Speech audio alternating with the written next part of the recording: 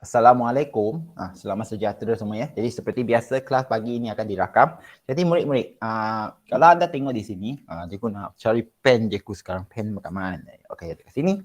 Jadi hari ini kita akan sambung kepada bab yang sangat-sangat mencabar ya. Cikgu guna istilah mencabar dalam SPM sebab soalan dia memang banyak terdiri daripada soalan hebat lah sehingga murid-murid pun susah nak jawab.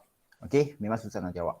Jadi harap semua boleh dengar dan kalau ada soalan berkenaan bab ini, saya tanya ya. Ya, variasi ini bukan sesuatu yang baru. Murid-murid kata cikgu variasi dua saja kan, selanjar dan tak selanjar ataupun continuous variation and discontinuous variation. So simple. No, it's not that way ya. Betul fakta dia dua saja. Betul lah tu. Tapi variasi ini sekali lagi cikgu perlu terangkan dia punya maksud dulu ya. What does it mean by variation? Okay, as for the concept checking, you and me, tengok antara kita, let's look around us, you and me. Contoh, kita ada warna kulit yang berbeza. Okay, it's not racism, I'm just giving a situation. Okay, so some of you have kenapa HBI? Jadi ada antara kita mempunyai warna kulit yang cerah, ada antara kita yang mempunyai warna kulit yang normal, ada kita yang mempunyai warna kulit yang gelap.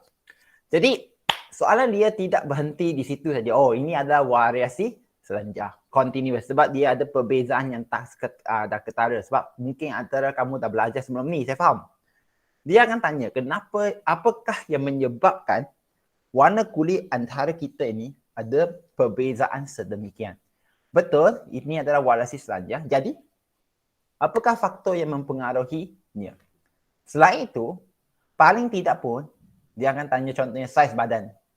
Ada yang sangat kurus, biasa, gemuk, sangat gemuk. Banyak. Pilihan dia banyak. Jadi, apa yang menjadikan tersebut? Ya, variasi selanjar. Cikgu apa itu variasi selanjar? Nanti sabar. Nah, apakah faktor yang menyebabkan benda ini berlaku? Sebabnya, jadi, dia lebih kepada soalan yang, maksudnya, dia tak ikut fakta di sini tau. Dia nak tanya logik. Jadi jawapan itu open respon, terbuka. Apa-apa pun boleh terjadi jawapannya. Jadi nanti kita tengok ada sempat cikgu buka beberapa soalan yang penting. Okey. Dan apa lagi yang kau akan belajar dalam bab ini ya? Ya, bab ini juga akan mendedarkan kamu semula kepada satu istilah yang sangat penting. Iaitu mutasi. Murid-murid, mutasi. English mutation. If you have watched a lot of movie regarding like X-Men, okay, X-Men especially, even Marvel superhero, it shouldn't be a new term to you, but this time you need to talk like you are a pro now. Kamu perlu terangkan mutasi itu ibarat kamu seorang pro. Apa maksud dia? Kalau orang tanya kamu apa itu mutant, apa itu mutant? Okay, kamu perlu boleh jawab. Nah, apa yang berlaku khususnya kepada contohnya, macam Captain America. Captain America, kalau kamu tengok watak dia itu kecil. Lepas dia dedarkan pada cahaya biru itu, dia jadi besar. Badan besar. Okay, muka memang tetap handsome lah. Sama handsome dia. Tapi badan dia jadi besar. Mana logik dia sebenarnya? Okay, jadi itu yang kita nak terangkan secara mendalam, okay, untuk mutasi. Jadi murid-murid, tanpa melengahkan masa, muka surat 254 ya. Jadi cikgu dah cakap dua istilah yang kat sini penting, variasi dan mutasi. Okay, dan nanti kita akan tengok apa CCR 5 itu lah. Kata kunci dia 255. Kata kunci dia pada muka surat 255. Murid-murid, kalau kamu ada buku teks lah, kamu boleh tengok sendiri. Okay, cikgu pun jimatkan data kamu ya. Jadi 255 ini, jadi kamu akan nampak kemandirian spesies. Species survivorship kalau tak silap cikgu, kemandirian. Okey. Dan juga macam-macam lah. Pemilihan semula jadi ini adalah satu istilah yang sangat terkenal. Okey, kalau ikut English, natural selection ya. Siapa yang nak belajar ini, ini ya, natural selection, cikgu nak tulis pada skrin ni. Kalau siapa yang nak online baca lebih, ini dia. Natural selection. Ini juga menerangkan bagaimanakah istilah yang penting dalam evolusi yang kita panggil the fittest survive. Okay, the fittest survive. Maksudnya yang paling hebat dia akan hidup lah. Jadi benda itu bagaimanakah dia mempengaruhi evolusi. Kalau kamu jenis yang suka baca mengenai evolusi, ini memang perlu faham lah. Dan untuk sesiapa yang nanti nak masuk STPM, matrik, benda ini dia akan ulang semula secara mendalam. Jadi cikgu pun tak nak bagikan masa. Jom kita pergi ke muka surat 256 Berikan cikgu solid 1 jam ni. Harap kita boleh habiskan bab ini. Okey. Mula-mula tengok 256 tanpa melengahkan masa. Okey. Jadi variasi rujuk kepada perbezaan ciri dalam organisma, dalam populasi atau spesies yang sama. Okey. Ya, kamu tak boleh kata warna kulit kamu dengan warna kulit monyet ataupun warna kulit gorila lain. Sebab itu bukan variasi, itu memang spesies berbeza. Variasi, it happens among the same species or in the same population.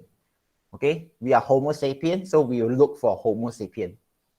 Jadi, tiada organisma yang serupa walaupun sama spesies, termasuk kembar seiras. Okay, kembar seiras pun kita dah sebut dan cikgu memang akan ulang semula ya, bab yang tingkatan 4. Kalau buka sekolah bulan 10, 3 hari bulan 10 ni, ada bab tingkatan 4 memang cikgu akan ulang semula ya. Cikgu akan buatkan kelas, kita akan sambung balik tingkatan 4 ni ya. Okay, ini dia tertakluk pada bab terakhir tingkatan 4 pembiakan. Kembar seiras, antara soalan yang kerap ditanya. Pasti terdapat perbezaan antara mereka. Biasanya, variasi menunjuk kepada ciri-ciri fizikal yang ditunjukkan daripada perbezaan fenotip yang terhasil akibat perubahan struktur fisiologi dan biokimia. Ini nak hafal-hafal, tapi dia tak tanya macam tu. Yang penting sekarang, kamu nampak dalam gambar raja itu, kembar seiras. Kembar seiras itu, secara khususnya anda perlu tahu mereka mempunyai gene ataupun genotip pun boleh ya, gene yang sama. Kandungan genetik yang sama, gene yang sama, genotip yang sama. Tiga jawapan terima. Yang biasanya murid boleh jawab kandungan genetik yang sama. Oh lupa ya, kalau belajar bahasa Melayu, kandungan genetik yang sama ya. Jadi, ini kembar seiras. Kembar seiras pun, dia boleh menjadi lain. Boleh menjadi lain. Kalau membesar pada persekitaran yang berbeza. Cikgu, apa itu persekitaran yang berbeza? Contoh, kembar seiras yang kiri ni, kamu bagi dia makan sikit. Kembar seiras yang kanan ini, kamu bagi dia makan lebih. Jadi, apabila dia menjadi besar, yang makan sikit dia akan jadi kurus, yang makan banyak dia akan jadi gemuk. Nampak beza kan? Variasi dari segi saiz badan. Pengaruh persekitaran. Jadi, kenapa variasi ini penting? Sebabnya, di zaman COVID-19 ni, COVID-19 ni, memang dia akan menyebut soalan variasi. Kenapa kita perlu faham variasi? Ambilkan soalan yang paling ataupun stimulus soalan yang paling umum. Kamu cuba dengar ya murid-murid. Kalau betul-betul ada satu virus yang menyerang manusia ya, di mana boleh menyebabkan kematian pada manusia, jangan risau. Manusia dia tak akan pupus. Dengar juga apa cakap ya. Manusia dia tak akan pupus macam tu. Sebabnya apa? Sebab kita ada variasi. Variasi dari segi genetik. Virus itu mungkin akan membunuh majoriti populasi. Banyaklah. Yang tinggal itu mungkin disebabkan badan dia ada antibody ataupun boleh menghasilkan bahan-bahan kimia yang virus itu tidak boleh menyerang badan orang tersebut.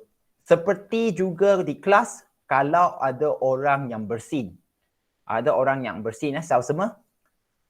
Kalau kelas 26 orang, satu orang bersin di situ, dia boleh menyebabkan orang lain terjangkit. Tapi kenapa orang-orang lain dia tak terjangkit? Ya, mungkin kamu cakap yang tak terjangkit itu mungkin pernah kena virus yang sama ataupun patogen yang sama. Dia tak semestinya virus, boleh jadi bakteria dan macam-macam lagi.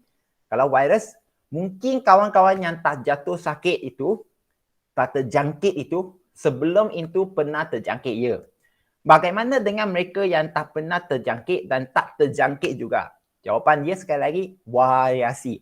Ada sesuatu dalam badan dia yang menyebabkan dia lain, okey, dan tak terjangkit. Jadi biasanya jin itu dalam badan yang tak terjangkit mungkin dia menghasilkan sesuatu bahan kimia lah, protein ke, untuk elakkan dia daripada jatuh sakit. Biasanya antibody lah di sini yang kita cakap. Jadi boleh faham ke tak kenapa variasi ni penting? Murid-murid, cikgu nak tanya secara am. Abang Han, boleh faham tak Abang Han? Thank you Nadia. Abang Han? Abang Han okey tak Abang Han?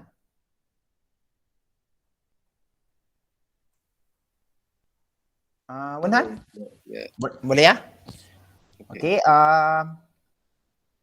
Siti Nadia boleh? Siti Nadia? Boleh ya? Jadi cikgu sambung ya. Itu yang pentingnya anda perlu faham variasi ya. Mungkin dia tanya dari soalan yang baru berlaku ni. Jadi kau perlu bersedia jawab lah.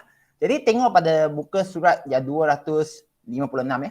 Ya, dia dah ambil ini soalan yang lazimnya kalau ada STPM. Dia dah tarik ke SPM. Jadi STPM dia akan tanya soalan yang lebih lanjut dari situ. Good job lah. Jadi kalau anda tengok pada muka surat 256, kamu akan dapat dua kupu-kupu, dua jenis lah.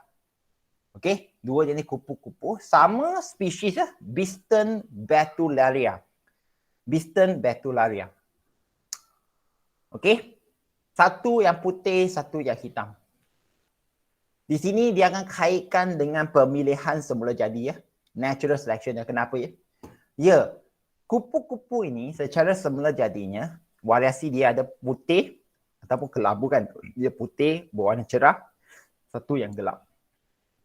Okey, jadi ketika dia biar cerita pendek kata, kalau kamu nak tengok, kamu boleh terus baca kat sebelah kanan ya. Sebelah kanan ya. Cikgu, tapi kenapa saya jarang nampak kupu-kupu yang ini? Jarang nampak yang berwarna cerah. Jarang nampak yang berwarna cerah. Ini kupu-kupu, ini kupu-kupu yang di Eropah ya, bukan kat Malaysia besar tu ya, tidak ya. Jadi kalau kau pergi sana, kamu akan perasan bahawa kupu-kupu ini yang gelap jauh lebih banyak daripada yang putih. Jauh lebih banyak daripada yang putih. Boleh kata putih itu hampir susah nak dijumpa. Dia bukan albino ya, dia warna cerah je ya. Jadi jangan salah faham dua-dua perkara ini, albino ke tak albino. Sekarang kita bahas variasi je. Kenapa hitam dia nampak lebih umum atau lebih banyak? Jadi jawapan itu sekali lagi dia jatuh kepada persekitaran. Juga apa kaitan dengan persekitaran? Kalau kamu siapa yang nak belajar lebih, bulatkan sekali lagi revolusi perindustrian. Revolusi perindustrian. Okay? Yes, United Kingdom ketika revolusi perindustrian, kamu pun dah belajar sejarah, itu adalah zaman kegelapan untuk yang Eropah ya. Memang gelap, bukan gelap sebab jenayah ya. Dia gelap memang sebab kilang yang banyak, asap yang banyak. Jadi bayangkan dalam situasi yang asap banyak itu, asap yang banyak, mana satu kupu-kupu yang senang untuk dikesan oleh pemangsa? Di dalam keadaan asap yang gelap dan hitam, apakah warna kupu-kupu yang senang dilihat oleh pemangsa? Jadi apa kaitan dengan pemangsa kan? Murid-murid, setiap haiwan, kita dah belajar pada biodiversity ya, dan ekosistem di situ, ada hubungan mangsa-pemangsa. Okey? Jadi untuk kupu-kupu ini dia memang makanan kepada burung. Kupu-kupu ini makanan kepada burung. Macam cacing pun makanan kepada burung. Jadi antara yang cerah dan hitam, cerah itu lebih senang dikesan oleh burung.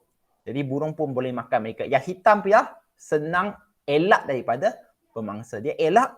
Elak itu menyebabkan mereka kemandirian, okey, untuk rama-rama Biston betularia ini menjadi tinggi. Okey, kemandirian dia senang hidup. Dan disebabkan yang hitam ini yang hidup, putih yang hilang dimakan oleh burung, hitam yang banyak ini dia akan membiak. Dia berjaya membiak sebab dia berjaya elakkan diri, larikan diri, escape. Dia berjaya maka logiknya dia pun boleh membiak dan lebih banyak. Ini yang menyebabkan populasi ketika populasi Bistem betularia yang kalau sini kata rama-rama kan, dia ketika zaman revolusi perindustrian itu yang hitam itu berjaya untuk hidup dan membiak dengan banyak. Jadi hitam itu menjadi dominasilah kepada populasi untuk kalau kat sini dia kuntul rama-rama lah. Kalau kita cikgu ingat itu moth, cikgu tak pasti dia butterfly ni, dia sepatutnya moth, kupu-kupu lah. Jadi tengok di sini variasi memainkan peranan penting dalam evolusi. Bulatkan evolusi. Perlu ingat evolusi bukannya macam mutasi ya. Oh, satu contohnya manusia ada 2 tangan. Tiba-tiba keluar 1 tangan lagi ekstra jadi 3 tangan. Itu bukan evolusi. Cikgu ulang ya. Kalau manusia ada 2 tangan, kita ada 2 tangan, tiba-tiba keluar satu populasi itu ada 3 tangan, itu bukan evolusi ya. Itu sebagai mutasi. Tiba-tiba keluar aja. Okey? Evolusi ni apa? Jadi dia tak terangkan dalam buku kamu secara mendalam. Okey, tak terangkan secara mendalam ya. Sebab dia memang cerita yang panjang. Cikgu nak cerita pun, cikgu fikir tadi, nak ke tak nak cerita. Tapi sabar, kalau sempat cikgu cerita. Jadi, variasi memainkan peranan yang penting dalam evolusi dan merupakan asas kepada proses bulatkan pemilihan semula jadi. Ya, natural selection. Okey, jadi pemilihan semula jadi ialah satu daya evolusi yang gariskan memilih jin-jin yang berfaedah dan menghapuskan jin-jin yang tidak berfaedah. Okey? Jadi, dia akan memilih jin yang berfaedah dan menghapuskan jin-jin yang tidak berfaedah. Jadi, seperti yang cikgu gunakan tadi revolusi perindustrian, kalau hitam itu membiak lebih banyak, putih itu tak berjaya membiak sebab telah dimakan, maka yang hitam itu akan jadi dominasi. Jadi, kalau kita akan nampak, memang di sana sekarang memang yang spesies ini boleh kata kesemuanya ialah hitam. Sebab berlakunya satu evolusi di sini. Tapi kenapa boleh berlaku? Sebabnya pemilihan semula jadi yang berlaku pada zaman itu. Revolusi perindustrian yang menyebabkan yang warna cerah itu senang dikesan pemangsa dan dimakan oleh pemangsa. Yang hitam pula gelap itu tidak mudah dilihat oleh burung pemangsa. Okey? Tidak mudah untuk dilihat oleh burung pemangsa. Bulatkan gelap. Okey, tengok sebelah kanan itu bulatkan gelap. Gariskan hidup lebih baik. Gariskan tidak mudah dilihat oleh burung pemangsa. Pernah keluar dalam SPM setahun dah 5 tahun lepas. Dia memang gunakan istilah di sini camouflage. Camouflage ya. BM panggil apa camouflage? Kalau untuk Cina ginseng, untuk yang BM camouflage kot rasanya. Ataupun cikgu salah. Siapa boleh membantu cikgu camouflage? Camouflage. Ada tak?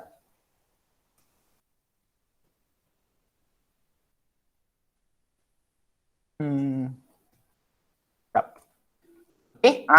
Penyamaran. Membantu penyamaran. Dia memang guna istilah ni soalan dia tersebut.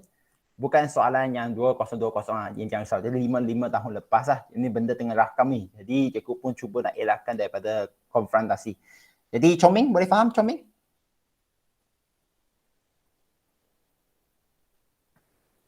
Okey. Jadi bulatkan tadi dah pemilihan semula jadi kan. Jadi cikgu nak kamu gariskan dengan warna lain, highlight ya. Cikgu dah highlight kat depan sini ya. Tengok warna lain ya. Ini berkaitan dengan pemilihan semula jadi. Apa maksud pemilihan semula jadi? Pertama, mempunyai fenotip. Gariskan fenotip yang boleh menyebabkan mereka menyesuaikan diri mengikut persekitaran. Okey? They can adapt themselves, meneruskan hidup, ya, dan meneruskan proses pembiakan. Inilah yang kita perlu faham dalam natural selection ataupun pemilihan semula jadi. Pertama, mempunyai, kalau kamu nak buat nota ini, tulis kat tepi, tak cukup dah cakap kan, ciri, mempunyai ciri yang unik. Ciri dia yang unik. Unik apa maksud dia? Yang boleh memberikan keistimewaan. Keistimewaan untuk apa? Untuk penyesuaian diri. Dia lebih senang untuk apa? Boleh terus hidup dan membiak. Boleh hidup dan membiak. Yang penting kamu perlu tahu ada ciri yang unik, fenotip. Okey, jadi harap semua boleh faham Dia memang penting pemilihan semula jadi ini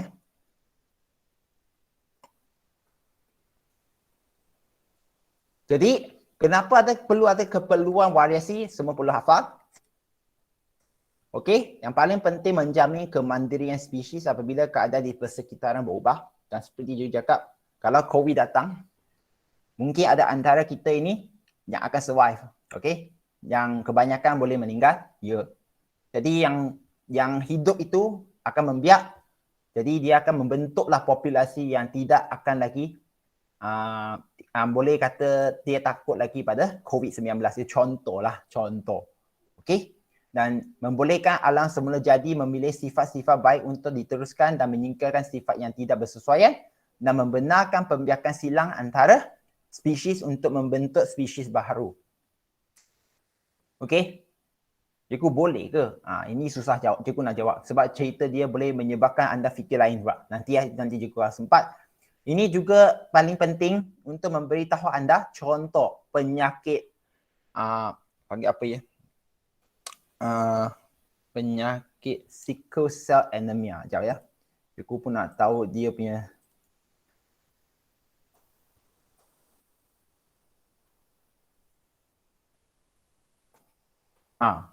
anemia sel sabit contoh Okey, sickle cell anemia ni kita nampak anemia tak bagus. Betul kan? Sebab sel darah merah itu berbentuk sabit menyebabkan orang yang ada sakit ini dia akan tidak cukup oksigen.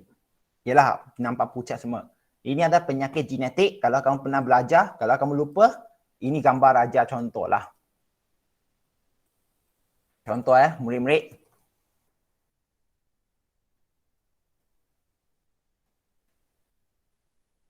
Sel darah yang berbentuk sabit.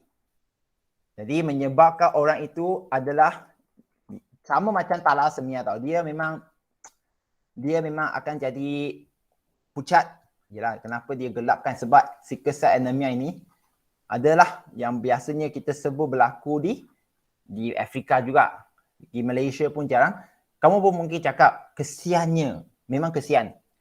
Tapi siapa sangka sickle cell anemia ini ataupun anemia sel sabit ini adalah perawatan semula jadi. Cikgu ulangi. Rawatan semula jadi. Bukan rawatan, siap-siap. Prevention ataupun langkah-langkah pengelakan yang terbaik semula jadi untuk mengelakkan malaria. Okey, kalau siapa yang minat kamu boleh cakap sickle cell anemia patient. Kalau kamu nak tengoklah, kalau kamu siapa tahu nak baca kan, boleh avoid malaria. Dia memang prevent malaria. Kenapa? Sebab malaria kamu dah belajar masa mikroorganisma itu disebabkan oleh plasmodium yang dibawa oleh nyamuk Anopheles. Okey, Anopheles. Yang di mana dia akan menjangkit dan rosakkan sel darah merah. Siapa yang membentang tu ingatkan semula. Okey, tengok balik video itu. Bayangkan disebabkan dia menyerangkan sel darah merah. Jadi sel darah merah yang secara semula jadi cacat, sabit, bentuk sabit. Jadi dia tak boleh diserang oleh mikroorganisma tersebut. Jadi dia kata jadi ini kata the beauty of nature lah, the beauty of nature. Jadi sesuatu yang kecacatan dia merupakan keistimewaan untuk perkara yang lain. Jadi tengok pada sini apa yang Darwin sebut ini penting Okay, it's not the strongest of the species that survive, nor the most intelligent that survive. It's the one that is most adaptable to change. Okay, adaptable to change. Cikgu, apa itu adaptable? Penyesuaian diri. Okay, siapa yang tak tahu apa itu adaptable, tulis di situ penyesuaian diri. Okey? Jadi kamu pun mula tanya jadi bagaimanakah evolusi ni berkait dengan apa yang kita kata contohlah. Kamu mungkin tanya, cikgu, jadi boleh ke tak kamu gunakan teori evolusi, terangkan contohnya kelawar, bat, kelawar. Kelawar mempunyai anatomi tangan.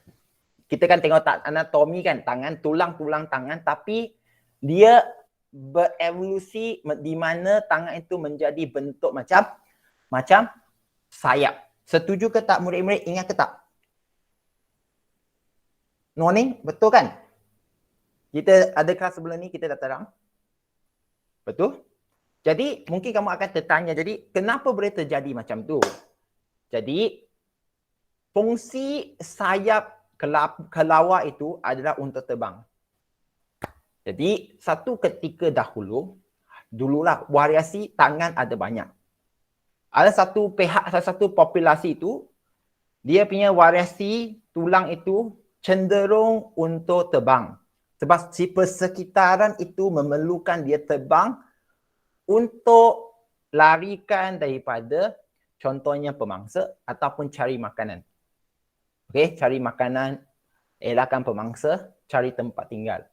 Sebab terbang tu cari makanan, buah di atas pokok. Contoh, lari dari pemangsa, pemangsa pun terbang, dia pun perlu terbang larikan diri. Dan juga cari tempat tinggal. Dia tinggal di mana? Di dalam gua. Di dalam tempat yang gelap. Kan kelawar dia tidur terbalik.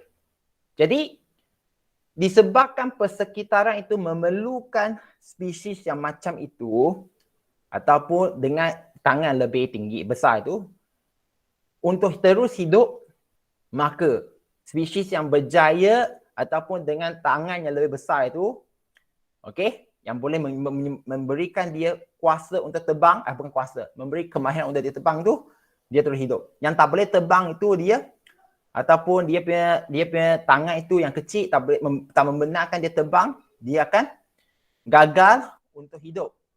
Dia meninggal lah tu. Yang hidup itu dia akan terus membiak. Itu juga menceritakan bahawa banyaklah benda ni kalau kita nak cerita. Maksudnya dia bermula daripada variasi banyak. Mana satu ciri dalam ciri variasi itu ciri? Ya, mana satu pembezaan itu yang memberi manfaat untuk dia menyesuaikan diri, terus hidup dan membiak, maka dia akan membentuklah satu spesies yang baru di situ. Dia akan menjadikan bilangan dia banyak. Perlu fikir macam tu. Sekali lagi, evolusi bukannya tiba-tiba keluarlah satu populasi yang sepatutnya tangan dia keluar jadi sayap. Bukan macam tu. Dia memerlukan masa yang panjang. Jadi bermula dengan variasi yang banyak. Mana satu yang boleh sesuaikan diri dalam persekitaran itu, dia akan cenderung pergi ke situ. Okey? Yang Charles Darwin punya contoh yang biasa dia guna, biasa kita baca adalah burung. Burung ada sejenis burung, itu spesies dia. Okey, di Pulau Galapagos. Okey, di Pulau Galapagos. Galapagos. Sekejap. Galapagos ke Galapagos? Sekejap Galapagos, yes. Galapagos Island. Okey. Soalan saya cukup harap dia tak tanyalah. Tapi kalau dia dah masuk dalam silibus baru ini, rasanya dia akan bagi juga. Sebab burung spesies tersebut, jangan hafalkan nama spesies dia tak sebut di sini ya. Jadi burung yang spesies itu, apabila dia tinggal di dalam pulau itu, didapati dia menjadi dua jenis. Satunya mempunyai panggil apa ya? Burung, jap. Siapa yang boleh bagi tahu aku bahagian mulut, bukan mulut, beak. Yang dia punya mulut itu, muncung dia panggil apa? Burung tu? Siapa boleh tolong juga? Paruh, confirm. Ya, better. Dah. Itulah paruh. Thank you. Sorry bukan cikgu tak percaya. Sebab cikgu jarang nampak dia dalam bahasa Melayu tak. Paruh. Ya, terima kasih Alia Najihah. Jadi, paruh itu, spesies burung itu ada yang dia panjang, ada yang dia pendek. Jadi, Masa itu mereka dia dah membentuk dua spesies yang lain tau. Masa nampak memang jauh beza dari segi saiz dia. Kalau anda tengok dari sini, finches burung itu. Ya, ini dia. Jadi dia ada kat sini lah. Dia asalnya daripada mereka jumpa yang burung moyang itu mempunyai dia punya paruh itu bentuk macam ni. Tapi apabila dia cuba kaitkan burung itu dengan yang burung yang hidup di Pulau Galapagos itu, dapati bahawa terjumpalah dua, khususnya dua yang cukup jelas pembezaan lah, di mana satu mempunyai paruh yang panjang, satu paruh yang kecil. Satu paruh panjang itu untuk mencari makanan sedemikian, yang kecil cari makanan sedemikian.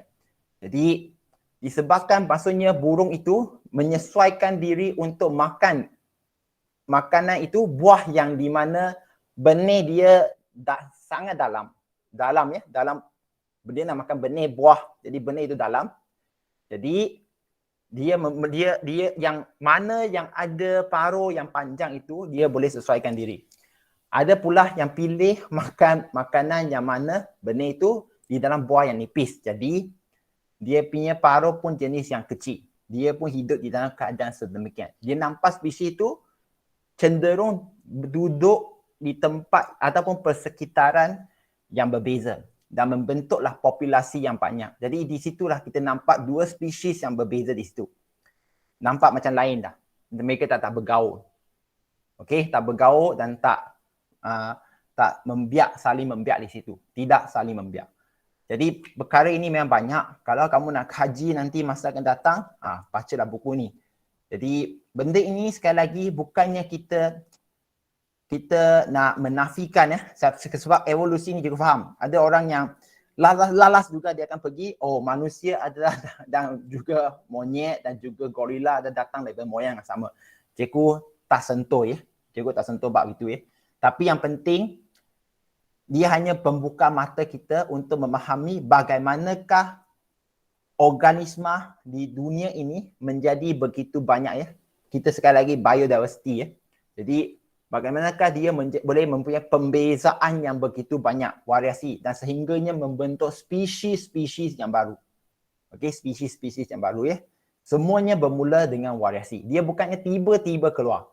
Kalau tiba-tiba keluar itu, sekali lagi itu panggil mutasi. Lain cerita. Mutasi itu pun perlu sesuaikan diri. Maksudnya jenis yang boleh hidup, terus hidup dan membiak. Baru dia boleh membentuk populasi yang baru. Contoh kamu mungkin akan terfikir, cikgu saya masih tak faham apa kaitan dengan mutasi dan evolusi. Ya, evolusi juga berkait dengan mutasi. Kalau mutasi itu berlaku, menghasilkan satu ciri baru ya, yang boleh menyebabkan organisma itu lebih menyesuaikan diri. Itu kata penyesuaian diri. Terus hidup dan membiak. Dia mesti ikut pemilihan semula jadi, natural selection. Kalau mutasi itu tidak memberi kelebihan khususnya penyesuaian diri, dia akan wujud satu organisma itu mutasi, tapi dia tak boleh membiak, jadi habislah. Dia tak akan terus. Contohnya warna mata itu memang mutasi. Tapi disebabkan warna mata itu, orang itu memang ada kelebihan ataupun tak ada kelebihan, kamu tak rasa ada kelebihan pun, tetapi dia boleh menyesuaikan diri. Dia boleh terus hidup dan membiak. Jadi warna mata ada pelbagai. Ada yang biru, ada yang coklat, ada yang hitam. Contohlah. Itu contoh. Okey. Jadi itulah kita perlu faham ya. Mutasi dan evolusi itu jangan samakan, tetapi kamu boleh kaitkan. Mutasi, kalau yang mutasi organisma yang berjalan ataupun telah berlaku mutasi, kita panggil mutant lah. Mutant itu dapat sekali lagi menyesuaikan diri, terus hidup. Memang dia perlu terus hidup lah, dan membiak. Paling terpenting dia perlu membiak. Barulah dia akan membentuk populasi yang baru Okey, yang kita ini panggil lah evolusi di sini. Cihin, boleh faham tak Cihin? Faham. Okey ya. Jadi jangan salah faham sekali lagi untuk mereka semua. Sekali lagi tolong bezakan. Kalau ada kita dua tangan kita kan tiba-tiba jadi dua sayap. Tiba-tiba. Itu bukan evolusi, itu mutasi. Tolong bezakan maksud dia dulu. Jadi kita sambung. Berapa jenis variasi yang kita ada? Secara variasi selanjar, variasi tak selanjar. Continuous, discontinuous. Selanjar ini gariskan ya. Gariskan muka surat sekali lagi, muka surat 258. Gariskan perbezaan ciri yang tidak ketara. Okey. Kalau dalam English banyak a lot of intermediate. Contoh apa itu intermediate? Contoh tinggi dan rendah. Dia tinggi dan rendah, tengah-tengah itu ada sedikit tinggi, sedikit tinggi, sedikit tinggi. Dia bukannya tinggi dan rendah seperti kumpulan darah A, kumpulan darah B, kumpulan darah O, kumpulan darah AB. Dia tak ada sedikit A, sedikit O, sedikit B. Tak. Dia memang A, B, O dan AB. Jelas. Okey, yang ini selanjar. Perlu faham ya. Jangan nanti kata kamu tak boleh nak tulis tapi faham maksud. Itu tak terima. Perlu anda tulis.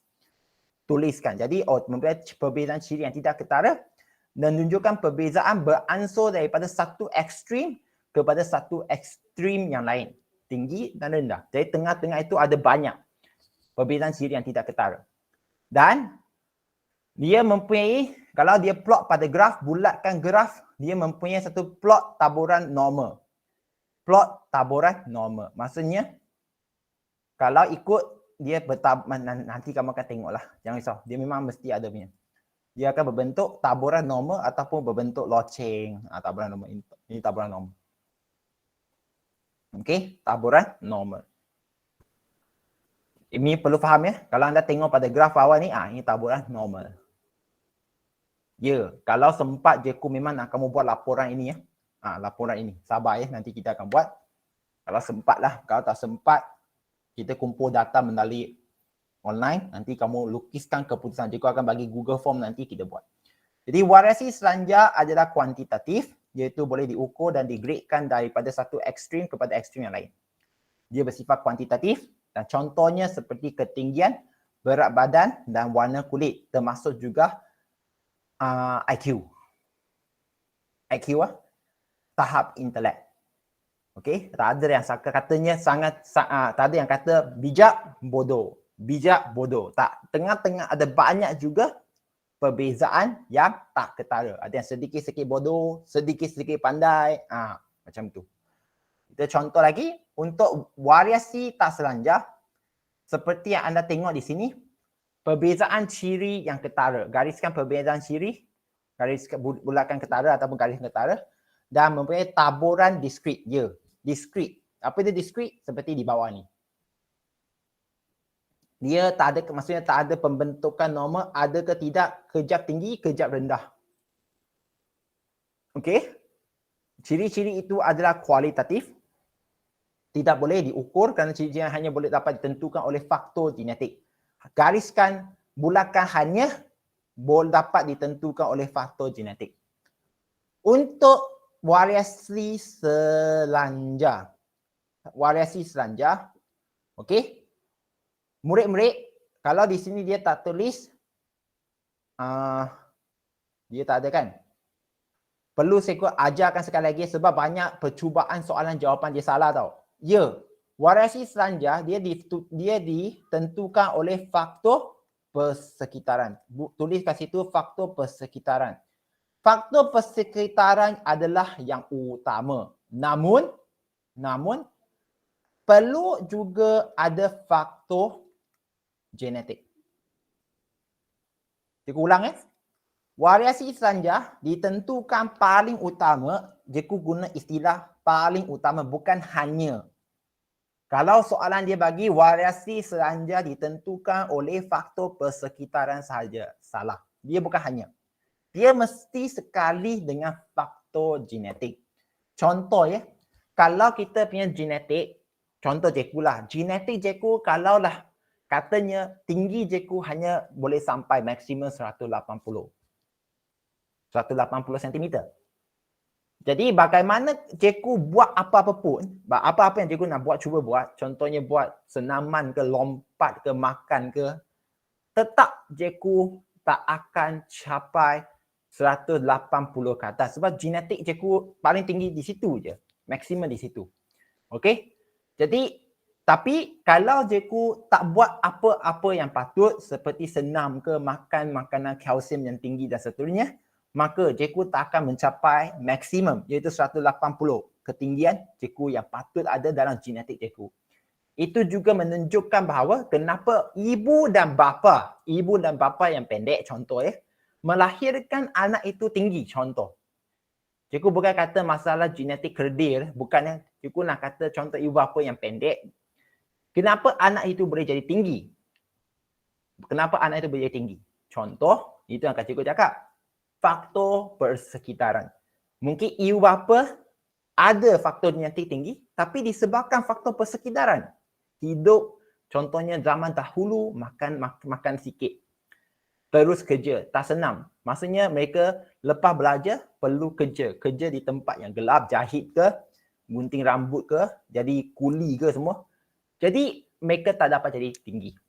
Kamu pula tidak. Boleh bersenam, tidur pun cukup dan paling penting, makan pun sihat. Faham ke tidak? Boleh faham ke tak? Naki atau Aili? Aili, boleh faham tak? Ashika? Ashika boleh faham? Ashika, are you there? Ya, thank you. Jadi kita sambung Jadi benda ini sekali lagi bukan hanya faktor persekitaran untuk variasi selanjar. Dia mesti sekali juga dengan faktor genetik. Untuk variasi tak selanjar, ya, hanya faktor genetik saja yang tentukan. Contoh gulung lidah, kamu boleh gulung, kamu tak boleh gulung, berlatih macam mana pun tak boleh. Melainkan kalau kamu pergi buat pembedahan plastik, itu cerita lain lah. Tapi memang tak boleh. Jadi variasi selanjar berlaku disebabkan oleh faktor genetik, maka ciri-ciri variasi ini boleh diwarisi. Boleh diwarisi. Untuk yang selanjar, contohnya kegemukan, tidak boleh diwarisi ya. Bukan diwarisi, tidak boleh diwarisi.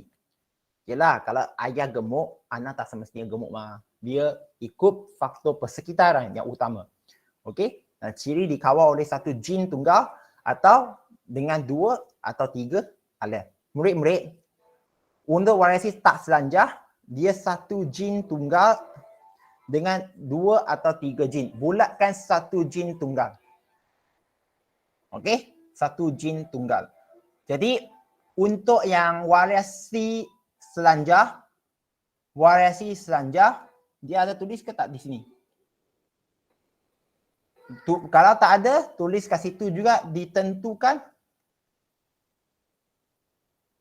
lebih satu gen. Ditentukan oleh lebih satu gen. Lebih satu gen. Apa maksud lebih satu gen? Jadi kamu mula tanya. Contohnya warna kulit. Kenapa ada yang sangat-sangat gelap, sangat-sangat cerah, tengah-tengah, ada yang gelap ke cerah sikit, ada yang gelap sikit-sikit, cerah sikit-sikit dan sedemikian.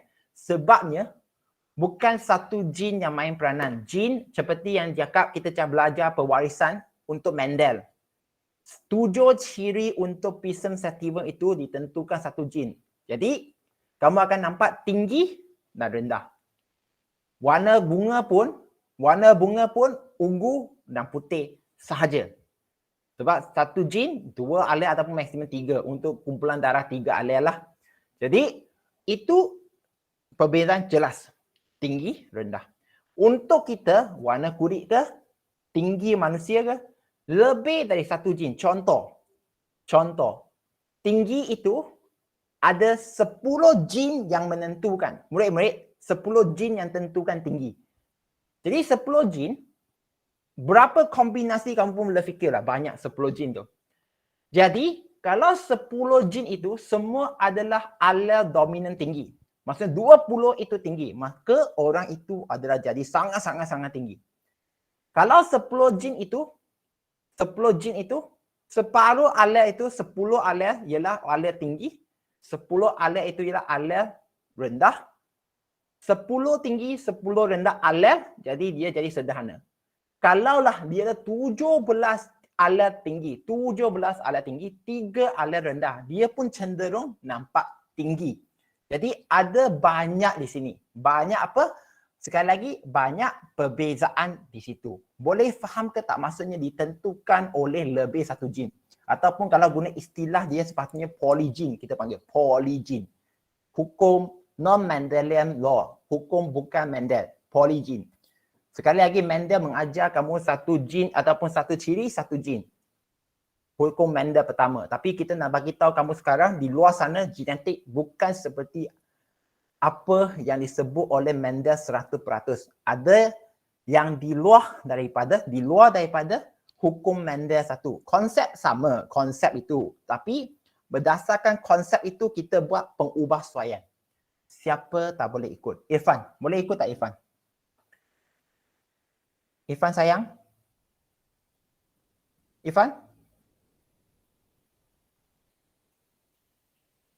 Kalau tak boleh tulis pun, sekurang bagi macam ni pun, cikgu terima je.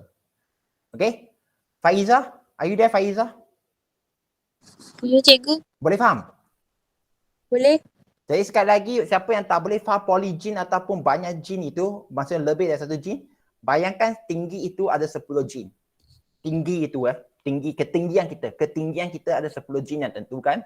Jadi di situ kamu boleh nampak dah ada banyak kombinasi di situ yang kita boleh dapat. Itu yang nampak contohnya ada yang sangat tinggi, ada yang tinggi, ada yang sederhana tinggi, ada yang sikit-sikit tinggi, ada yang biasa, ada yang sikit-sikit rendah, sederhana rendah, sangat-sangat rendah, sangat-sangat rendah, dekat dengan kerdil. Itulah dia sebenarnya. Polygene ditentukan lebih daripada satu jin.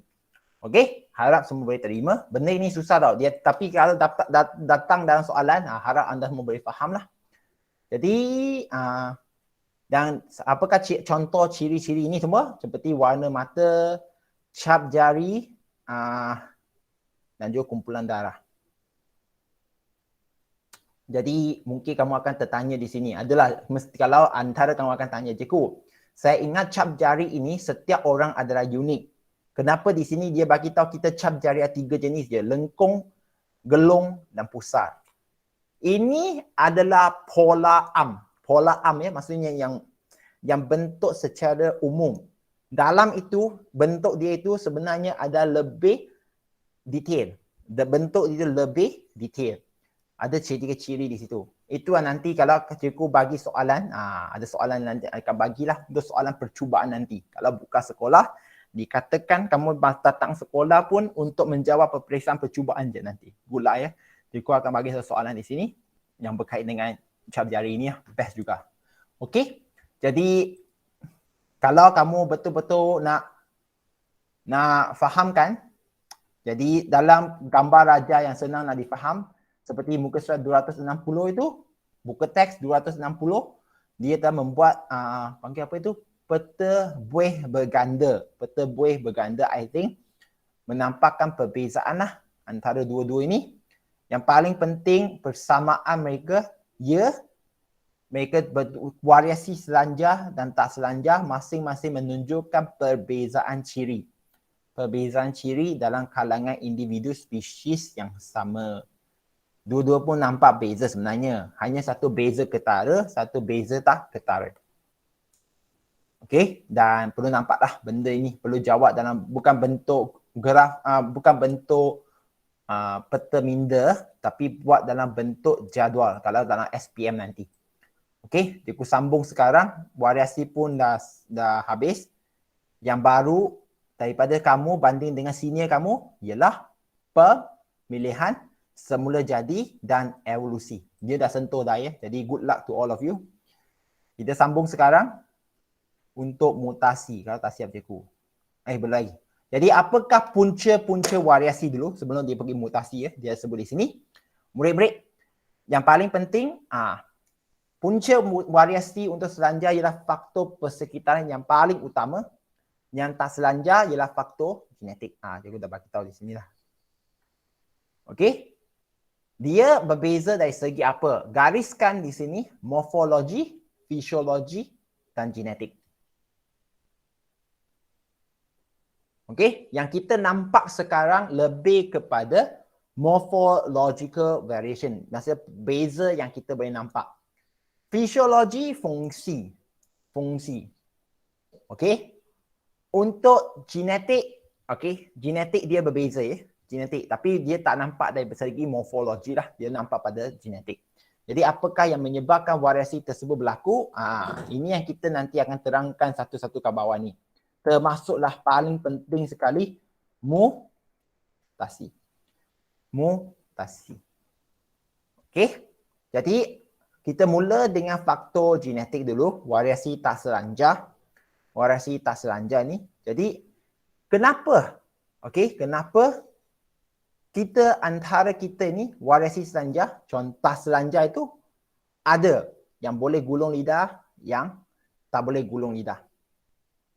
Itu satu. Jadi kamu boleh cakap, okey, ini adalah pewarisan daripada ibu bapa. Adalah pewarisan daripada ibu bapa. Jadi, apakah yang menyebabkan anak-anak daripada ibu bapa yang ada panggil apa itu? Kebolehan gulung lidah itu menyebabkan anak dia sama ada boleh gulung lidah ke tak boleh gulung lidah. Cikgu, saya tahu kamu dah ajar kita raja skema genetik. Ya, jadi apa yang raja skema genetik tersebut? Raja skema genetik itu kita dah belajar persenyawaan rawat dah. Kita pun dah sebut penyusunan bebas kromosom, tapi kita akan sebut semula di sini dengan lebih dalam. Dan kadang-kadang kita terlepas pandang pindah silang, crossing over yang berlaku pada meiosis. Pada meiosis. Jadi ini yang menyebabkan bahawa kalau ada ibu bapa yang boleh gulung lidah pun, bagaimanakah kenapa dia boleh lahir empat anak itu semua tak boleh gulung lidah? Kita pun dah tahu itu adalah kebarangkalian. Ya, betul. Maksud dia, ibu dan bapa masing-masing ada alel ataupun gene resesif untuk tak boleh gulung lidah. Yang gulung lidah itu dominan je. Jadi kenapa dia cenderung, maksudnya menjadikan anak itu semua tak boleh gulung lidah. Okey? Ada apa faktor dia? Jadi antara faktor dia kamu perlu tahu ialah pindah silang berlaku. Okey? Pindah silang. Jadi ketika pindah silang berlaku ni, jika pindah silang ini belajar ketika bila ni? Balik kepada pembahagian sel meiosis 1 profasa 1. Profasa 1. Dia memang berlaku pada profasa 1 seperti gambar raja ni. Jihin pun pernah tanya soalan ini. Pernah ya, cikgu lupa nak upload video tu. Cikgu ingat tau. Sebenarnya cikgu ingat. Jadi pindah silang itu ialah proses dia. Di mana kamu boleh nampak bahawa sebahagian warna daripada kromosom kiri dan kanan ini dia berubah tempat. Tetapi ada beberapa perkataan ketika pindah silang itu berlaku. Antara dia adalah apabila kromosom homologous berdekatan. Kromosom homologous berdekatan. Kalau proses mereka berdekatan, okey, ketika profasa itu mereka akan dekat, itu proses nama dia sinapsis. Siapa yang tak ada, siapa yang lupa dah, tengok balik nota tingkatan 4, sinapsis. Tempat di mana kromosom dan kromosom bertindih. Mereka bertindih. Okey, contoh kalau kamu tengok pada skrin, kalau ini dua kaki berbeza ataupun dua kromosom berbeza, dia bertindih. Tempat bertindih itu kita panggil kiasma. Proses pertukaran habis dah pertukaran okey, sebahagian kromosom itu kita panggil pindah silang. Dan anda perlu faham bahawa pindah silang adalah perubahan ataupun pertukaran segmen ataupun bahagian kromosom dalam pasangan kromosom homolog saja. Mesti sebut kromosom homolog. Dia tak boleh antara kromosom yang tak homolog. Kalau kromosom yang tak homolog itu mutasi. Mutasi, boleh berlaku kecacatan. Dia mesti antara kromosom homolog yang sama panjang dan juga sentromere pada tinggi locus yang sama tinggi. Cikgu ulang ya. Mesti berlaku pada kromosom homolog pada kromatik yang tidak seiras. Kalau kromatik seiras, ungu tukar dengan ungu itu panggil buang masa. Buang masa. Cikgu ulang. Sekarang kamu nampak ada dua kromosom biru dan juga ungu ini. Pertama, ya, mereka panggil kromosom homolog. Sebab sama tinggi. Kromosom homolog. Tetapi disebabkan warna mereka berbeza ini, ungu dan biru kita panggil kromatik tak seiras. Kromatik tak seiras. Okey? Non-sister kromatik. Non-sister kromatik. Kalau sesiapa yang nak perlukan sedikit imbas kembali, anda boleh tengok pada skrin sekarang. Kamu boleh tengok pada skrin. Okey, murid-murid, kalau anda nak imbas kembali, contohnya ini sel. Cikgu ulang ini sel. Dalam sel ada nukleus. Setiap gambar raja bio seharusnya ada label nukleus. Jadi semua sel yang kita belajar kita panggil diploid. Diploid 2N. Maksud dia kalau kamu tengok dalam gambar raja ini, kamu akan nampak ia ada 4 kromosom. Berapa pasang kromosom yang sama panjang? 2. Mesti berpasangan 2. Diploid. Pasang. Dan 2 pasang kromosom homolog. Kosiang. Boleh faham tak kosiang? Kosiang buat apa itu kosiang? Kosiang? Kosiang? Kosiang ada tak? Kosiang buat apa tu?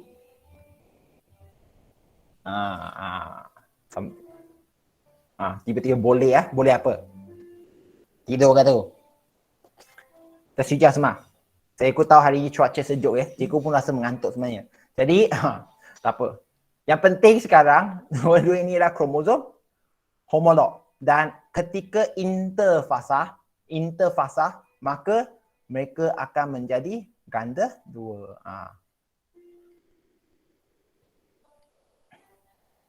Jadi, masih kromosom homolog kiri dan kanan, tapi disebabkan menjadi ada 4 dah, dari 2 kromosom ada 4. Setiap satu itu kita panggil apa? Kalau kamu ingat setiap satu ini kita panggil apa? Setiap satu ini kita panggil kromatik. Dalam kromosom yang sama, kiri kalau ini, dalam kromosom sama sentrom yang sama ini, kita panggil kromatik seiras atau kromatik adik pun terima ya. Sister kromatik ya, memang terima, tapi ikut buku teks seiras ya. Tak seiras kalau kiri dan kanan. Dan seperti yang cikgu dah sebut tadi, pindah silang berlaku pada kromosom homolog saja. Dia tak boleh yang panjang dengan yang pendek. Itu sebenarnya mutasi. Boleh menyebabkan kecacatan. Okey, cikgu sambung. Pindah silang berlaku antara kromatik tak seiras pada kromosom homolog semasa profasa 1 meiosis. Perlu bagi istilah seperti ini penerangan dia. Mana satu yang hilang, tidak akan ada markah. Dia bukan salah, tak lengkap. Siapa yang nak hafal ini, kamu hafal ayat pertama. Okey. Jadi penggabungan semula menghasilkan kombinasi gene baru. Okey, kromatik kembar berpisah semasa anak fasa 2 meiosis membentuk gamet yang kandungan genetik yang berbeza pada akhir proses meiosis. Ini menerangkan kenapa ada variasi yang banyak. Okey, variasi yang banyak ataupun seperti yang cikgu cakap, kalau orang itu lahirkan anak beratus-ratus anak, biasa pokok lah, kita rujuk pada pokok ya, tumbuhan. Kenapa? Ada banyak perbezaan di situ. Antara dia ialah proses pindah silang. Proses pindah silang. Benda ini dia tak menjadi isu sekarang, tapi kalau dah masuk akan datang nanti, kamu perlu memberi banyak contoh ya. Memang contoh itu banyak. Seterusnya, penyusunan bebas kromosom. Penyusunan bebas kromosom. Siapa yang tak boleh ikut, tengok muka surat 262 ini. Tengok susunan 1 dan susunan 2. Ini telah disebut oleh hukum Mendel 2, hukum Mendel kedua. Okey? Hukum Mendel kedua. Jadi kamu nampak bahawa hijau dengan ungu tidaknya semestinya hijau mesti berkumpul dengan hijau. Tidak ya? Hijau juga boleh berkumpul dengan ungu. Benda ini berlaku bila ya? Berlaku ketika anafasah 1. Dia metafasah 1 susunan tu. Tapi tarik itu, ketika dia tarik, dia boleh tarik secara rawak. Maksudnya hijau boleh berkumpul dengan hijau, boleh juga berkumpul dengan yang ungu. Ya. Siapa yang tak boleh ingat ini, jangan risau. Kelas yang akan datang besok, Cikgu memang akan sebut semula meiosis. Siapa yang rasa boring, datang masuk lewat lah, dalam setengah jam pun boleh je. Yang penting, besok memang Cikgu akan sebut meiosis. Okey, kamu akan tengok gambar raja itu semula dan imbas kembali dengan masukkan konsep Mendel, masukkan konsep variasi. Dua satu Mendel, satu ialah variasi. Variasi itu maksud, kalau anda tengok gambar raja ni, yang pertama susunan 1, ya, kamu akan hasilkan gamet yang hijau saja dan ungu saja. Tapi disebabkan dia boleh susun secara rawak, dia juga boleh menghasilkan gabungan hijau dengan ungu atau ungu yang panjang dengan hijau yang pendek. Inilah variasi. Ini menunjuk dalam hukum Mendel 2. Siapa yang tak tahu tulis di situ, hukum Mendel 2. Okey. Random assortment, penyusunan bebas kromosom. The law of random assortment. Siapa yang nak belajar English ya, random assortment. Penting. Cikgu janji besok memang kita akan sentuh dengan PowerPoint lah supaya kamu nampak dan jelas, dan pernah cikgu tunjuk dah, pernah dah. Tapi kali ini kalau kamu masih ada pegang nota kamu yang buat dan lukis cantik sendiri itu, okey? Sekarang kamu hanya perlu masukkan sekali lagi hukum Mendel dan juga variasi. Fahamkan poin variasi ini. Jadi disebabkan benda ini, maka ini yang menyebabkan ketika kamu belajar hukum Mendel, kenapa dia boleh menghasilkan 4 jenis gamet. Ini gamet pertama, kalau anda tengok gamet pertama hijau ni, gamet kedua ungu ni, gamet ketiga hijau panjang dengan ungu pendek, ini 3. Dan ungu panjang dengan hijau pendek ini adalah gamet yang keempat. Ada 4 gamet yang akan dihasil. Random assortment, penyusunan rawak kromosom.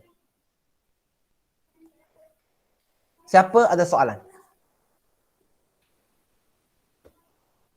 Kalau nasib anda tak baik, makalah kamu diminta terangkan apa itu penyusunan bebas kromosom ya. Jadi semasa peringkat metafasa 1 meiosis, pasangan kromosom homolog, okey, tersusun secara rawak pada satah khatulistiwa sel. Okey, kalau ikut senior kamu, dia lebih fokus kepada anafasa 1. Dia kali ini untuk kamu, dia fokus dulu susunan ketika metafasa 1. Jadi, dia susun secara rawak, maka ketika mereka berpisah pun, boleh membentuk kandungan genetik pada setiap gamet yang berbeza. Okey, dia boleh menghasilkan kandungan genetik dalam setiap gamet yang berbeza. Sebenarnya anafasa 1 ke metafasa 1 lebih penting ni, cikgu pun tak boleh nak jawab ya. Sebab masing-masing ada point dia. Kalau ikut kamu sekarang, kita fokus pada metafasa 1 lah. Sebab mereka susun secara rawak. Susunan kromosom akan susun secara rawak. Jadi, boleh mempunyai pembezaan genetik yang berbeza dalam setiap gamet. Siapa ada soalan? Siapa ada soalan? Jonathan? And Fatin. Ada soalan tak, Jonathan? No sir, good. Fatin? Okey, thank you Jadi cikgu sambung juga sekali lagi sehingga yang penyusunan persenyawa rawak mutasi cikgu akan sebut besok sekali dengan meiosis Jadi bersedia dengan nota meiosis anda. Kalau kamu pernah lukis kalau kamu lupa cikgu bagi dalam nanti Google Classroom semula yang kosong tu. Yang penting nanti kamu perlu tulis poin-poin penting lah. Kalau kamu dah lukis sebelum ni, isikan ke dalam je. Jadi untuk yang faktor genetik ketiga, sebelum cikgu sebut mutasi pada esok, ini yang terakhir hari ini, persenyawaan rawak. Persenyawaan rawak. Ini yang menunjukkan sekali lagi, antara semua sebab yang tadi cikgu cakap itu, okey, ini lebih kepada yang tadi cikgu cakap, kenapa contohnya, mak ayah yang ada boleh gulung lidah, ciri boleh gulung lidah, tapi anak itu yang dilahirkan semua itu tak boleh gulung lidah Sekali lagi, bukan bermaksudnya isteri itu curang. Tidak. Ya, dia berkait dengan kebarangkalian. Jadi antara kebarangkalian yang cikgu sebut tadi dari atas ke bawah ini, yang ketiga ini persenyawa rawak pun memainkan peranan. Jadi dia memang persenyawa rawak macam kamu buang dadu, buang campak dadu. Kenapa ada orang yang campak dadu 3 kali semua dapat 6, nombor 6. Ada orang yang campak dadu, okey, 3 kali dia dapat 1, 3 kali dia dapat 2. Bukan nak kata nasib baik dia juga. Jadi di sinilah kita nak kata adalah sesuatu yang berlaku. Tapi sesuatu itu kita lebih kepada istilah berlaku secara nasib lah. Okay, it's a chance event. Chance event. Jadi dah berlaku macam tu, apa boleh buat. Antara yang berlaku macam tu untuk melahirkan anak yang semua tak boleh gulung lidah, sebab dia ketiga faktor genetik ini ialah persenyawaan rawak juga, di mana pemilihan ovum oleh sperma yang tak boleh gulung lidah itu pun berlaku macam itu saja. Jadi mereka bertemu, mereka bersenyawa. Jadi yang resesif tak boleh gulung lidah dari ovum berjumpa dengan resesif sperma tak boleh gulung lidah, bertemu. Jadi melahirlah anak yang tak boleh gulung lidah. Dan kenapa berlaku 4 kali? Jadi berlaku secara bernasib. Secara bernasib. Jadi persenyawa antara sperma dan usus sekunder adalah secara rawak melalui penggabungan semula genetik semasa pindah silang dan penyusunan rawak kromosom dalam meiosis. Pelbagai gamet dengan kandungan genetik yang berbeza daripada induk akan dihasilkan. Jadi zigot diploid yang dihasil selepas persenyawa akan mempunyai kombinasi genetik yang baru. Yalah, ini lazimnya berlaku. Bukan kata selalulah. Jadi itu yang kata kenapa mak ayah kadang-kadang anak itu nampak sungguh berbeza. Sungguh berbeza. Kalau nak kata sungguh berbeza, daripada kamu tuduh ibu itu curang, kamu perlu fahamkan ini disebabkan oleh 3 perkara. Cikgu belum sentuh mutasi, mutasi jarang berlaku di sini. Tapi 3 yang betul-betul kamu perlu sebut. Pertama, pindah silang. Okey. 2, penyusunan secara rawak, kromosom. Penyusunan rawak Dua-dua ini berlaku ketika meiosis. Yang ketiga, persenyawaan rawak. Jadi untuk yang perempuan, kalau kamu dah kahwin nanti khususnya, memang lahir anak yang sungguh berbeza. Janganlah kamu dengan suami dan isteri memang warna cerah, anak tiba-tiba gelap, itu pun cikgu tak boleh nak jawab lah. Something wrong di situ. Tapi kalau nampak kombinasi dia sungguh berbeza, macam anak dia sungguh-sungguh berbeza, perlu faham sekali lagi, faktor genetik di sini yang memainkan peranan. Okey? Tapi kalau yang cikgu cakap, dua-dua pun kulit cerah, anak tiba-tiba gelap itu, something wrong di situ lah. Sebab kita pun sedia maklum, kulit yang gelap itu memang dominan. Susahlah kamu nak elakkan daripada dituduh. Benda ini kamu perlu dijawab secara doktor dah. Cikgu pun tak boleh nak jawab untuk kes macam itulah. Jadi harap semua boleh faham. Namun kalau ibu bapa yang gelap lahirkan anak yang cerah, bukan albinism bukan albino tapi memang warna cerah, itu memang boleh berlaku sebab gene resesif untuk warna kulit cerah itu boleh bergabung atau bercantum antara suami dan isteri melalui 3 faktor sekali lagi.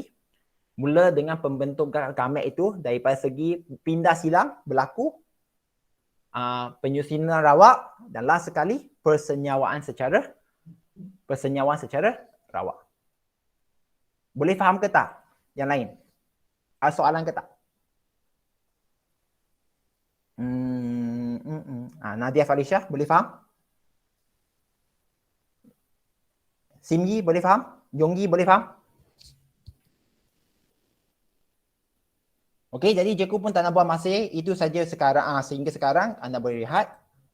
Thank you Simi, buat apa tu Simi? Okey, Simi.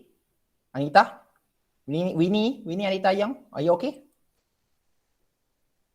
Okey, kalau tak ada masalah, Jeku nak minta izin untuk buka kamera kamu ya. Jeku nak ambil satu screenshot untuk kehadiran semua.